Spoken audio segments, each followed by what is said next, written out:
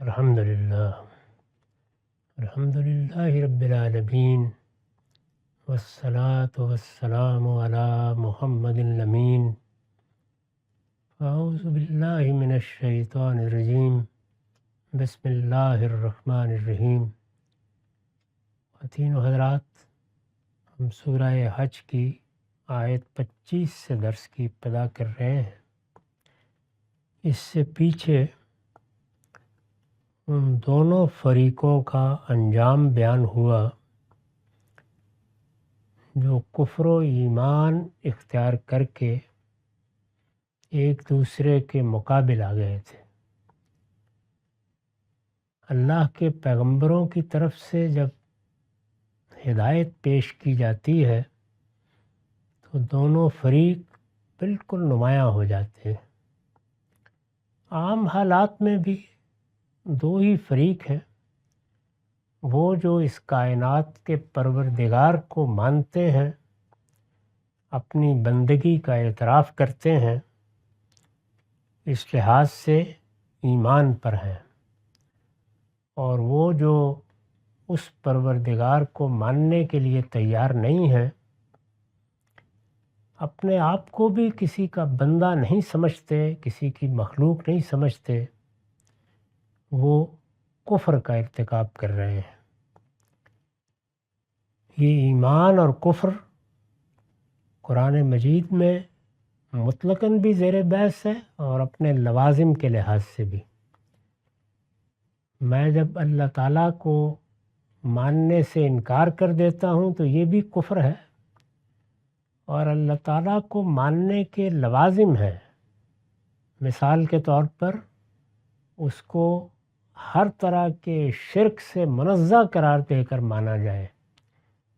اگر یہ نہ ہو اور کوئی شرک اختیار کر لیا جائے جانتے بوجھتے، اس اعتراف کے ساتھ کہ فلاں اور فلاں اللہ کے خلق میں یا اس کے امر میں شریک ہے، تو قرآن مجید یہ بتاتا ہے کہ یہ بھی کفر ہے۔ ایسے ہی پیغمبروں کو ماننے کا معاملہ ہے، اس میں پیغمبر کو نہیں مانا یہ بھی کفر ہے، لیکن پیغمبری کو ماننے کے لوازم ہر جگہ ہوتے ہیں۔ جیسے رسالت مآب صلی اللہ علیہ وسلم کو ماننے کے بھی کچھ لوازم ہیں۔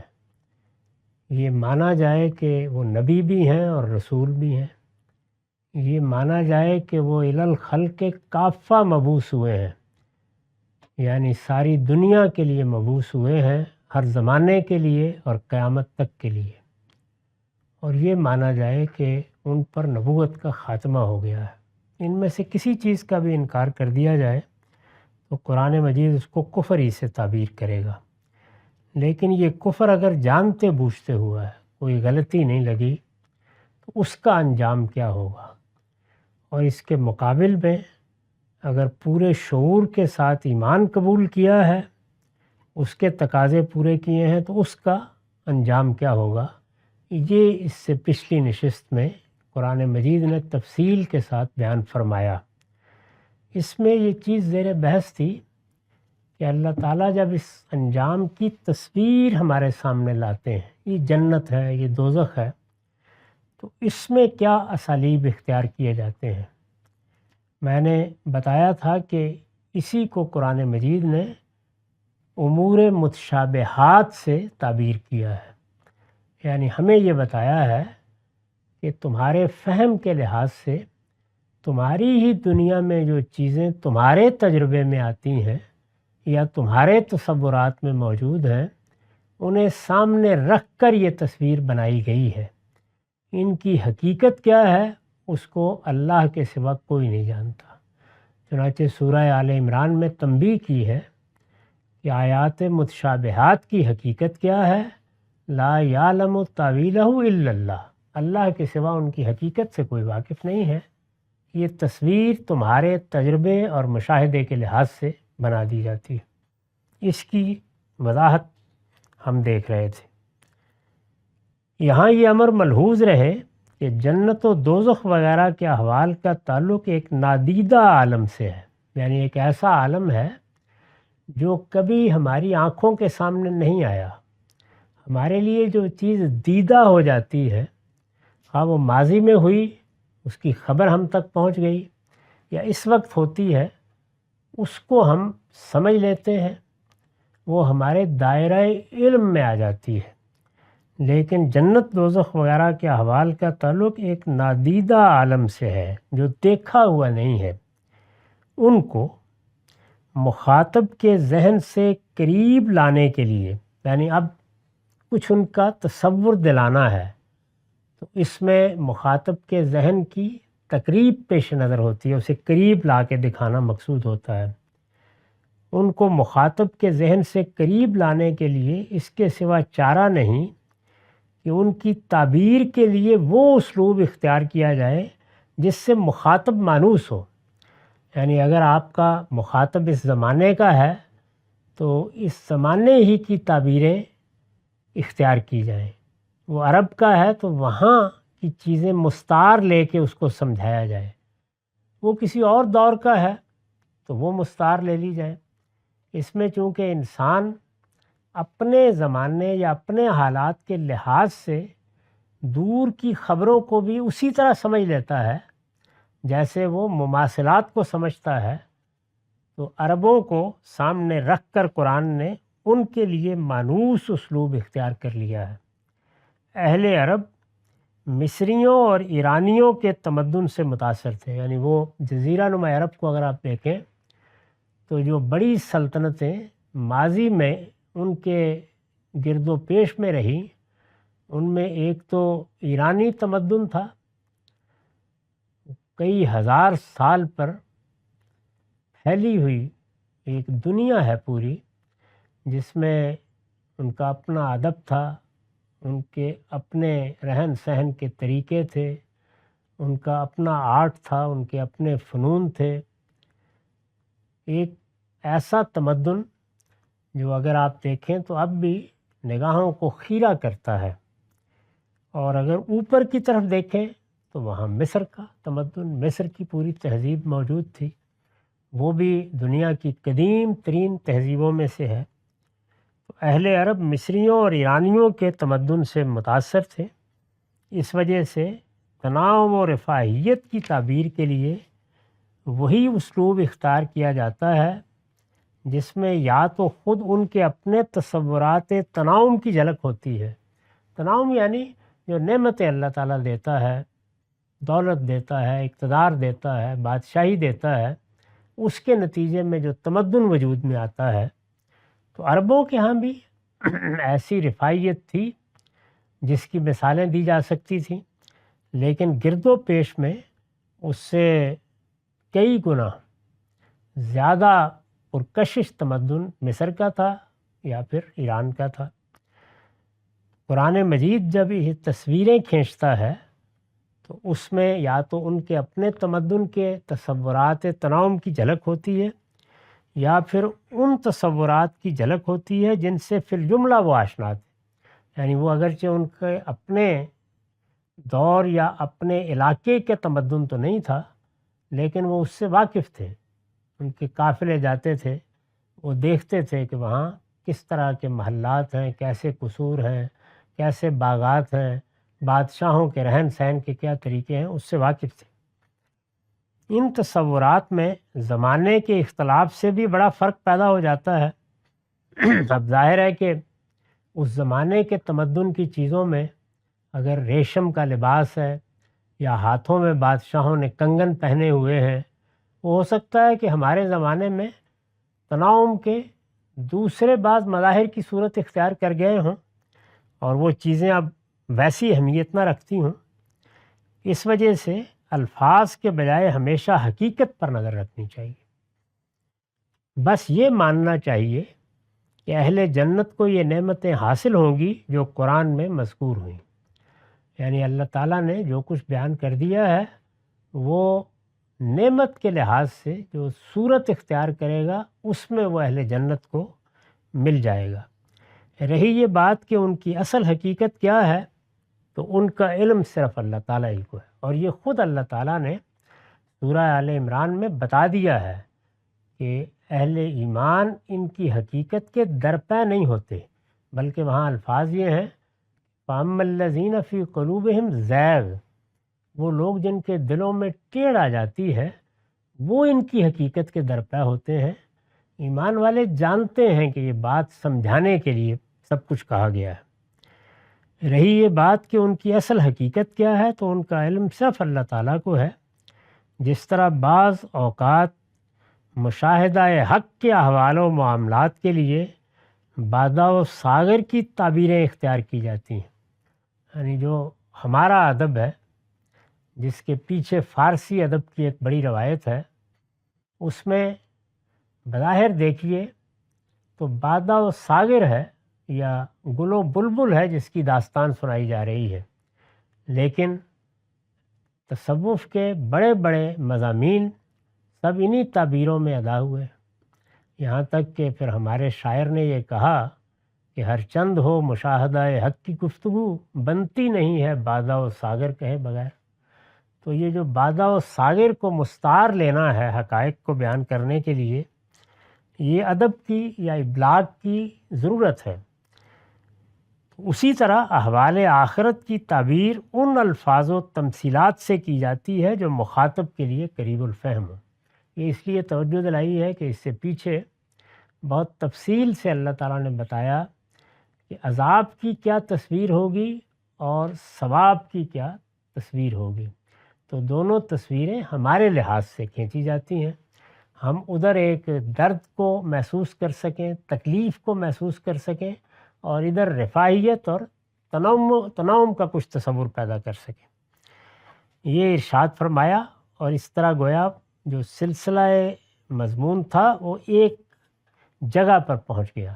اب اس کے بعد بات مزید آگے بڑھی تو ارشاد ہوا ان الذین کفروا ویصدون عن سبیل اللہ، یعنی پیچھے بتایا تھا کہ کفر کیسے پیدا ہوتا ہے اور کفر اپنے لوازم کے لحاظ سے کیا چیز ہے، اور اس میں انسان کس طرح اپنے ہی وجود کی نفی کرتا ہے۔ اب یہ بتایا ہے کہ وہ جو کفر باطن میں پیدا ہوتا ہے وہ پھر رویوں میں تبدیل ہو کے کیا صورت اختیار کر لیتا ہے۔ تو رویوں میں تو ظاہر ہے کہ اس وقت جو کشمکش برپا تھی، سمجھانے کے لیے اسی کو مثال کے طور پر لیا جائے گا۔ تو فرمایا کہ وہ لوگ جنہوں نے خدا کے پیغمبر کو ماننے سے انکار کر دیا ہے، یعنی ابتدا تو ایک علمی مسئلے سے ہوئی ہے، اللہ کے طرف سے پیغمبر آیا، پیغمبر نے آ کے اپنا تعارف کرایا، اس کے دلائل پیش کیے، انہوں نے ماننے سے انکار کر دیا، لیکن انکار کا باعث استدلال نہیں ہوا، انکار کا باعث تمرد اور سرکشی ہوئی ہے۔ جب سرکشی اور تمرد انسان میں پیدا ہو جائے تو پھر اس کے رویے غیر اخلاقی ہو جاتے ہیں۔ تو اب اس کو مثال کے طور پر بیان کیا ہے کہ یہ حقیقت ہے کہ جن لوگوں نے خدا کے پیغمبر کو ماننے سے انکار کر دیا ہے اور اب وہ خدا کی راہ سے روک رہے ہیں، یعنی معاملہ اگر تو سادہ اختلاف کا ہو تو انسان اختلاف کرے گا، اختلاف شائستگی کے ساتھ ہوگا، وہ اپنی بات بیان کرے گا اور یہ کہہ دے گا کہ آپ کی بات میری سمجھ میں نہیں آ رہی۔ وہ مورچہ باندھ کے میدان میں آ کے دوسروں پر ظلم و ستم کے پہاڑ نہیں توڑے گا، ان کو فتووں کا ہدف نہیں بنائے گا، ان کی جان مال آبرو کے لیے خطرہ نہیں بنے گا۔ تو قرآن نے بتایا کہ ان کے انکار کا باعث چونکہ ان کی سرکشی ہے اور اب وہ خدا کی راہ سے روک رہے ہیں، اور فرمایا کہ یہاں تک کہ والمسجد الحرام، یعنی یہ مسجد حرام بیت اللہ جس کا ان کو متولی بنایا گیا تھا، اور جس مسجد حرام کی جب تعمیر کی گئی تھی تو اس وقت یہ اعلان کیا گیا تھا کہ دنیا بھر سے لوگ اس توحید کے مرکز کی طرف آئیں، گویا دنیا کو اس کی طرف آنے کے لیے کہا گیا تھا۔ یہ آگے قرآن بیان کرے گا۔ اس کا نتیجہ تو یہ ہونا چاہیے تھا کہ لوگوں کے یہاں آنے کی راہ ہموار کی جائے، آنے والوں کا استقبال کیا جائے، یہ اس سے روک رہے ہیں۔ تو یہ گویا آخری درجے میں اس بغاوت پر اتر آئے ہیں کہ کہ ان کو جس مسجد کا متولی بنایا گیا تھا انہوں نے اس کے ساتھ یہ معاملہ کیا ہے۔ مسجد جب بھی بنائی جاتی ہے، مسجد حرام تو پورے عالم کے لیے ہے، محلے کے لیے بھی بنائی جائے گی تو اس میں آنے سے کسی کو روکا نہیں جا سکتا، اس پر اس کی طرف آنے کی دعوت دی جاتی ہے، اس کی طرف سے اذان کی آواز بلند کرنے کا حکم ہے، اس میں یہ کہا جاتا ہے، یعنی دین کے بنیادی حقائق کی شہادت دینے کے بعد کہا جاتا ہے حی علی الصلاح، نماز کی طرف آؤ، حی علی الفلاح، فلاح کی طرف آؤ۔ تو یہ دعوت دی جاتی ہے، وہ دعوت کا مرکز ہے۔ بجائے یہ کہ اس مسجد میں آنے والوں کو ہدف بنا لیا جائے، ان کو وہاں داخل ہونے سے روکا جائے، ان کو مظالم کا نشانہ بنایا جائے، یا مسجدوں ہی کو ویران کرنے کے لوگ درپے ہو جائیں، تو یہ سرکشی کے بغیر نہیں ہو سکتا۔ اور سرکشی جب انسان میں پیدا ہو جاتی ہے تو اس کے لیے وہ مذہبی استدلال بھی تراش لیتا ہے۔ تو یہ لوگ بھی مسجد حرام سے مسلمانوں کو روک رہے تھے، ظاہر ہے کہ یہی کہہ کے روک رہے تھے، ورنہ تو گرد و پیش کے سب علاقوں سے لوگ ہر سال حج کے لیے آتے تھے، عمرے کا سلسلہ بھی جاری تھا اور صدیوں سے جاری تھا، اس کی ابتدا تو رسول اللہ سے نہیں ہوئی۔ یہی کہہ کر روک رہے تھے کہ یہ گمراہ ہو گئے ہیں، ان لوگوں نے کوئی نیا دین اختیار کر لیا ہے۔ جیسے کہ ان روایتوں سے معلوم ہوتا ہے، جب مسلمانوں نے حبشہ کی طرف ہجرت کی تو قریش کے 2 بڑے لوگوں کو پیچھے بھیجا گیا کہ یہ گمراہ نوجوان ہیں، ان کو واپس لائیں جا کے۔ تو انہوں نے وہاں جو نجاشی سے گفتگو کی ہے، وہاں کے بادشاہ سے، اس میں یہی کہا کہ انہوں نے ایک ایسا دین اختیار کیا ہے، اے بادشاہ، جو نہ تمہارا دین ہے نہ ہمارا دین ہے، اس لیے یہ گمراہی اختیار کر کے کوئی نئی دنیا بنا بیٹھے ہیں، ان کو سزا ملنی چاہیے، ان کو ہمارے حوالے کر دیا جائے۔ یہی کہہ کے انہوں نے مسجد حرام سے روکا لوگوں کو۔ تو یہاں قریش اب زیر بحث آ گئے براہ راست، پہلے وہ مخاطب تھے۔ پہلے لکھا ہے یعنی قریش مکہ، جو اس زمانے میں مسلمانوں کو جبر و زور کے ذریعے سے اللہ کے دین سے روک رہے تھے، یہاں تک کہ حرم کی حاضری سے بھی ان کو محروم کر دینے کے درپے رہتے تھے۔ قرآن مجید میں اگر آپ سورہ بقرہ کو پڑھیے تو یہ معلوم ہے کہ ہجرت کے دوسرے سال کم و بیش یہ سورہ نازل ہوئی ہے، اس کے مضامین بھی یہی بتاتے ہیں کہ یہی زمانہ ہے، لیکن اس میں جب جہاد یا قتال کا حکم دیا گیا تو پس منظر یہی ہے۔ مسلمان اب سمجھتے ہیں کہ ہم نے اپنے آپ کو پابرجا کر لیا ہے، اب ہمارے پاس کچھ طاقت بھی ہے، تو یہ کیا مسئلہ ہے کہ ہم لوگ یہاں بیٹھے ہوئے ہیں، نہ عمرہ کرنے کی ہمیں اجازت ہے نہ حج کرنے کی، روک دیا گیا تھا۔ اس موقع کے اوپر پھر اللہ تعالیٰ نے یہ فرمایا کہ اب تم حج کا یا عمرے کا ارادہ کر سکتے ہو، اگر تم جاتے ہو اور وہ راستہ کھول دیتے ہیں بہت اچھی بات ہے، لیکن اگر وہ مزاحمت کرتے ہیں تو اب اس مزاحمت کے مقابلے میں مزاحمت کی جائے گی۔ اس میں پھر بتایا گیا ہے کہ اس کے حدود کیا ہیں، اور اگر مزاحمت ہوئی یعنی انہوں نے حج و عمرہ کے راستے سے روکنا چاہا اور مزاحمت شروع ہو گئی یا جنگ شروع ہو گئی، تو جنگ کا ہدف کیا ہوگا؟ مزاحمت ختم ہو جائے یا اس سے آگے؟ تو وہاں وہ پھر پورا ہدف بیان کر دیا گیا ہے کہ نہیں، یہ جنگ اپنی طرف سے چھیڑی نہیں جائے گی، لیکن اگر یہ چھڑ گئی، انہوں نے حملہ کر دیا اور راستہ روک کر کھڑے ہو گئے، تو پھر حتیٰ لا تکون فتنہ و یکون الدین کلہ للہ، پھر اس جنگ کا ہدف یہ ہے کہ سرزمین عرب میں پرسیکیوشن کا خاتمہ کر دیا جائے، یعنی اس وقت جو یہ دین کے راستے سے، حرم کے راستے سے روک کر کھڑے ہیں، ان کی طاقت توڑ دی جائے گی، اور پھر اس سرزمین میں دین اللہ ہی کا ہوگا۔ تو وہاں یہ ہدف بیان کر کے یہ کہا گیا کہ اب تم حج و عمرہ کے لیے جانے کا فیصلہ کر سکتے ہو۔ اسی پس منظر میں یہاں بھی یہ چیز زیر بحث ہے کہ وہ لوگ جنہوں نے خدا کی راہ سے روکنے کا فیصلہ کر لیا ہے، اور یہ روکنے کا معاملہ مکے ہی میں شروع ہو گیا تھا، یعنی مسلمان حرم میں نماز پڑھنے کے لیے آئیں تو روکا جائے گا، طواف کرنے کے لیے آئیں تو روکا جائے گا، اور یہاں آ کے تو گویا سب کچھ ہی بند ہو گیا۔ تو اب یہ بتایا کہ مسجد حرام سے روکنا اتنا بڑا جرم ہے جس کا تم کو ابھی اندازہ نہیں ہے۔ تو قریش مکہ اس زمانے میں جبر و زور کے ذریعے سے روک رہے تھے، یہاں تک کہ حرم کی حاضری سے بھی ان کو محروم کر دینے کے در پہ تھے۔ فرمایا کہ حرم وہ ہے کہ الذی جعلناہ للناس سواء العاکف فیہ والباد، اس مسجد حرام سے بھی روک رہے ہیں جسے ہم نے لوگوں کے لیے یکساں بنایا ہے۔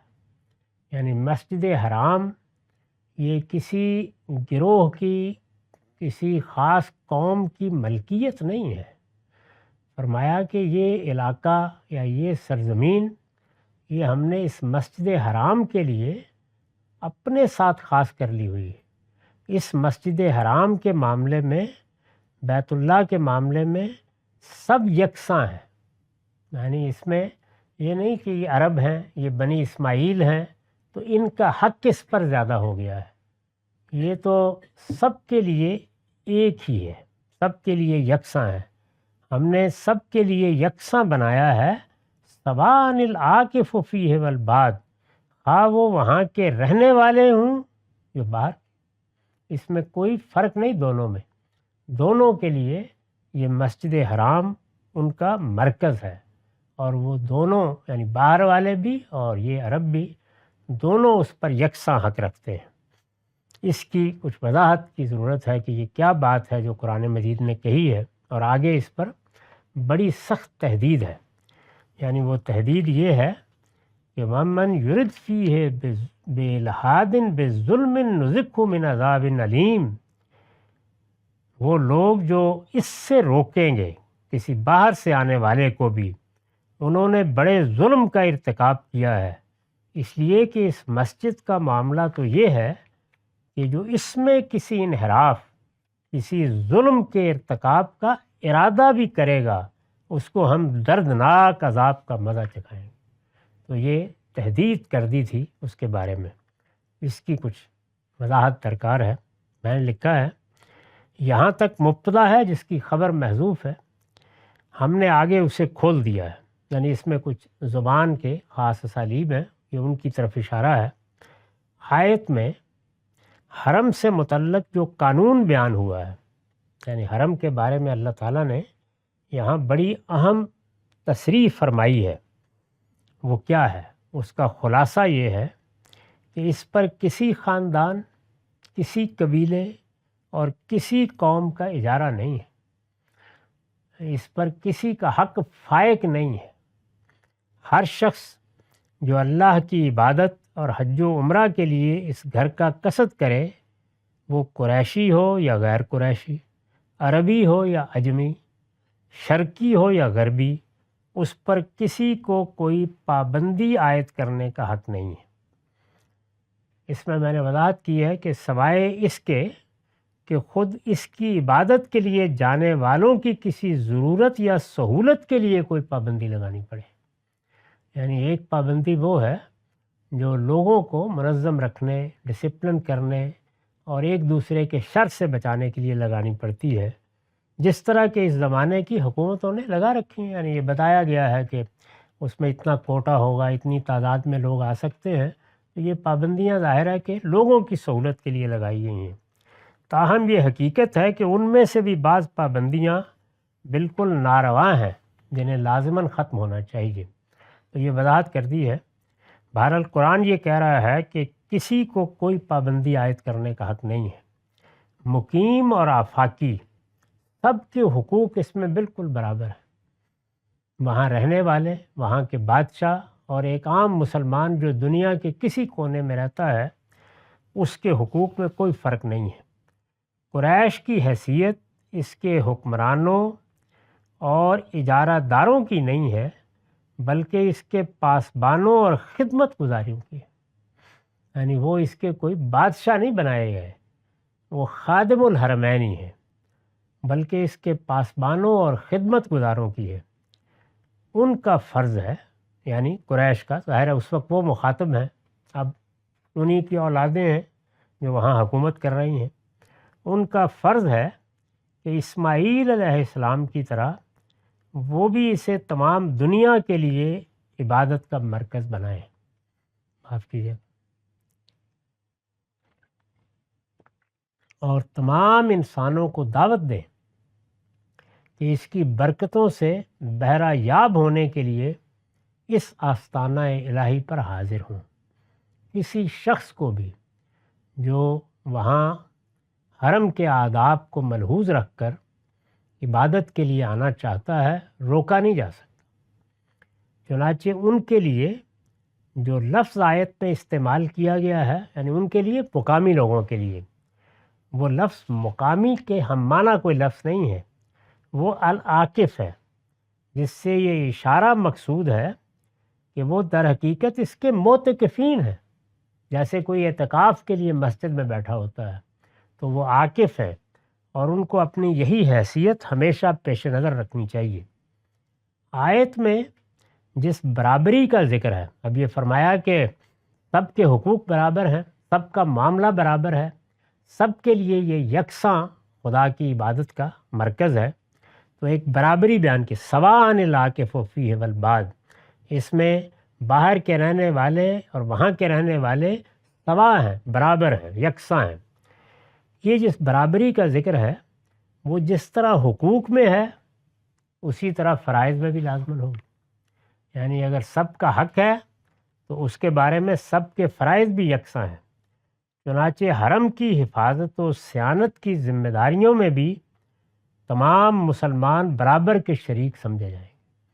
اگر حرم میں کوئی مسئلہ ہوتا ہے، وہاں پر کوئی حملہ ہو جاتا ہے، حرم کو کوئی خطرہ لاحق ہوتا ہے، تو جس طرح حرم کے بارے میں سب کے حقوق برابر ہیں، اسی طرح اس کی حفاظت اور صیانت کی ذمہ داریوں میں بھی سب شریک ہیں۔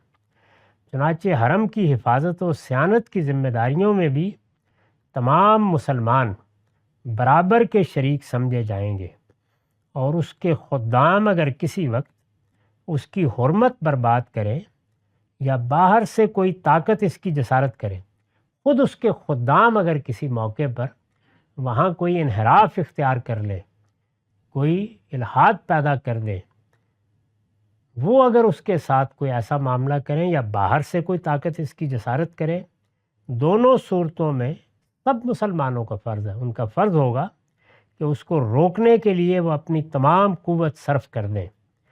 استاذ امام لکھتے ہیں، اس معاملے میں کسی قومی یا بین الاقوامی معاہدے اور مصلحت کا بھی کوئی لحاظ جائز نہ ہوگا۔